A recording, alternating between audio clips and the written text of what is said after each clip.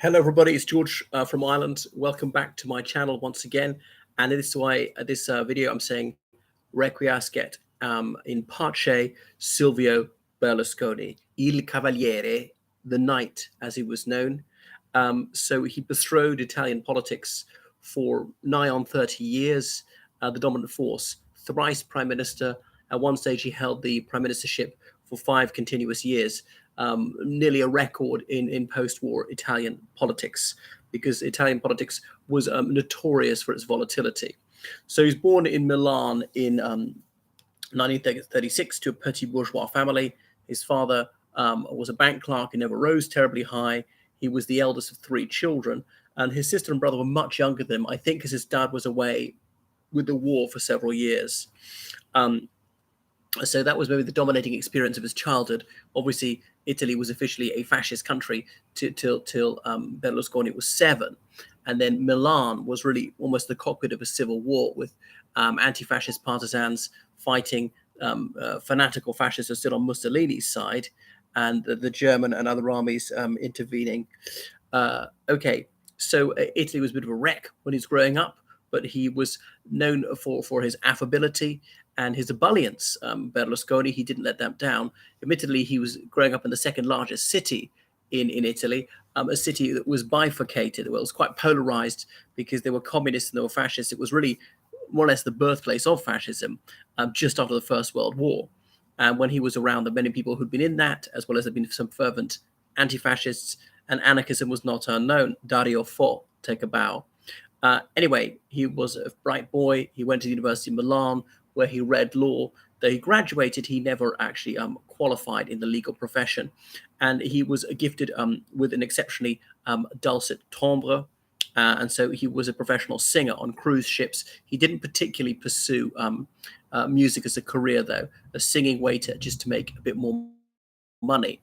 But he rapidly went into business and had his finger in many pies. So he married when he was 29, and he had, I think, 2 children with his first wife. Pretty soon his marriage broke down, but until the 70s, divorce was not allowed under the Italian law, though it was officially a secular state. There was a referendum in the 70s to permit a dissolution of marriage, and the Pope, he zealously campaigned for a no vote. Nevertheless, people voted yes, and the Pope took it as a calculated insult that Italy was going to allow people to end their marriages. Anyway, so Berlusconi, by this stage, he was in business and turning himself into a media mogul, setting up private television channels. So he got into politics. He owned AC Milan, as in Atletico Club Milan, one of Italy's major football teams, always in Serie A, equivalent of the Premier League, and it was almost bankrupt in the mid-80s till he bailed it out. He had publishing companies, advertising agencies, and there were not many billboards in Italy that he didn't own. Adverts in newspapers, on the radio, all sorts, sending out leaflets. So yeah, he bought the best players from AC Milan, and it went from strength to strength. So then he decided to get into politics. Forza Italia was his team, meaning Go Italy. He had himself elected the European Parliament, and there were always lots of Italian journalists and television crews there, mostly filming him and providing with solely eulogistic coverage.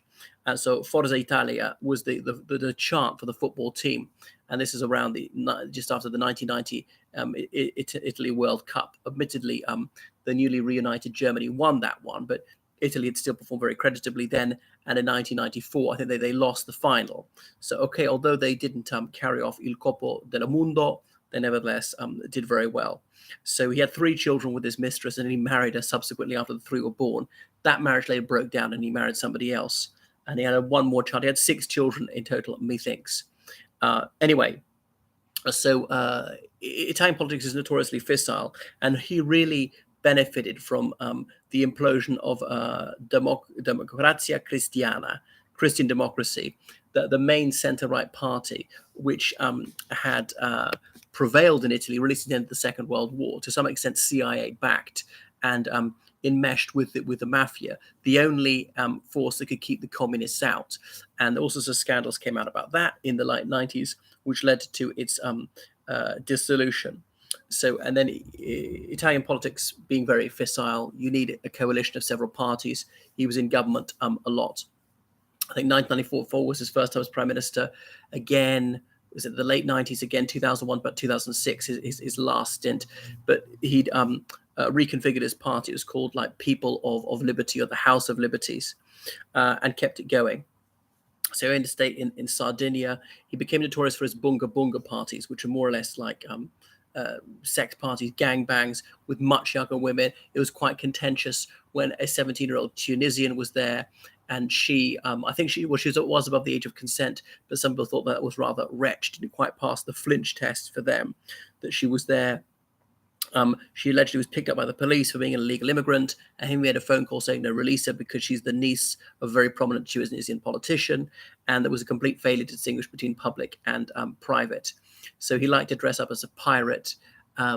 He was eventually convicted of tax evasion, meant to be awarded 3 years in prison, but got it reduced to community service. So a lot of people said that he was a crypto-fascist and so on, found him deeply distasteful. People didn't like his attitude to women and so on. He said that right-wing women were sexier.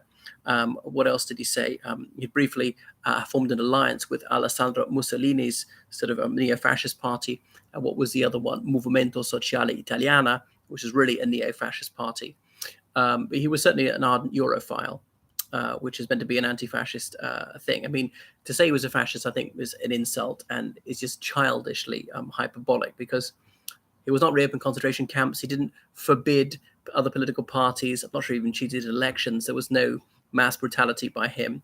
But he applauded the West's fight after 9/11 and said, this is a crusade, and some people say really bad word to choose. Our civilization is better than theirs. He amended the law to allow male members of the House of Savoy back into Italy, because remember, since that June 1946 referendum, when they'd done away with the monarchy, male members of the family weren't allowed in. We said even male Savoyards are allowed in. The man who would be king, Emanuele Filiberto, was allowed to come back from France. Controversially, his wife had appeared topless in a number of films, a French actress, and he said, well, the actress of today who's not been seen with her tits swinging in the breeze, please raise a hand. Come on, everyone does this. It's not in for a dig. So, so then he bowed out of politics about 10 years ago. But yeah, his reputation's often been mired in controversy. People said it was wrong of Blair to accept hospitality from him.